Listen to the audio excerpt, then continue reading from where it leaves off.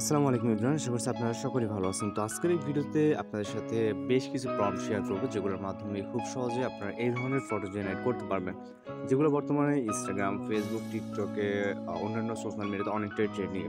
তো ভিডিওটি সম্পূর্ণ কন্টিনিউ করবেন এবং এখান থেকে আপনি আপনার পছন্দের ফটোর পাশে প্রম্পট দেখতে পারবেন। সেখান থেকে প্রম্পট কালেক্ট করে দেন ফটো জেনারেট করে নিতে পারবেন।